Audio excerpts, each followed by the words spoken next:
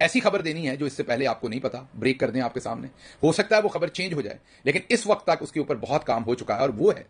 کہ قاضی فائز عیسیٰ صاحب کو اسپین کے اندر غالباً پاکستان کا امبیسڈر لگانے کی بات چیت ہو رہی ہے. یہ غالباً میں محتاط رہنے کے لیے استعمال کر رہا ہوں، جو میرا سورس ہے وہ بہت ہی تگڑا ہے، بہت ہی تگڑی جگہ کے اوپر یہ فیصلہ ہو چکا ہے، کیونکہ قاضی صاحب کو پاکستان میں رکھا نہیں جا سکتا. ان کو ایکسٹینشن آرمی چیف جو ہے وہ دینا نہیں چاہتے تھے، وہ میں آپ کو 5 مہینے سے بتا رہا تھا. تو پاکستان کے باہر انہیں کو عہدہ دینا ہے. ان کی وائف جو ہے ان کا تعلق اسپین سے ہے، اسپین کا موسم بھی بڑا اچھا ہے، اور اس لیے قاضی صاحب شاید جو ہے وہاں پر اسپین میں پاکستانی امبیسڈر بنا کر بھیجے جانے کا یہ فیصلہ ہوا ہے. اب آپ کو پتا ہے کہ ہو سکتا ہے قاضی صاحب نہ مانے، وہ اس سے بڑی کوئی چیز مانگے، ہو سکتا ہے لگانے والے پھر ڈنڈی مار جائیں قاضی صاحب کے ساتھ، ہو سکتا ہے کوئی اور عوامل ہو جس کی وجہ سے، یا ہو سکتا ہے اسپینش گورنمنٹ ہی ہاتھ جوڑ دے کہ بھائی اس کو نہ بھیجو. ہمارے پاس تو اتنا بڑا ڈائسفورا ہے پہلے ہی پاکستانی جو سڑکوں پہ نکلا ہوا ہے. حال ہی میں آپ نے دیکھا کہ کیسے ہزاروں اسپینش لوگ جو ہیں وہ سڑکوں پر آئے. تو وہ کہیں کہ جناب اس کو نہ بھیجیں، ہماری معافی ہے، تو یہ فیصلہ نہ ہو. لیکن ابھی کی میں آپ کو یہ بریکنگ نیوز دے رہا ہوں، یہ آپ کو کہیں اور سے نہیں ملے گی، کہ قاضی صاحب کو اسپین میں پاکستانی امبیسڈر لگانے کا سوچا جا رہا ہے. اس کے ساتھ ساتھ پنجاب اسمبلی کے اندر قاضی صاحب کے لیے ایک قرارداد لانے کا بھی فیصلہ کیا گیا تھا،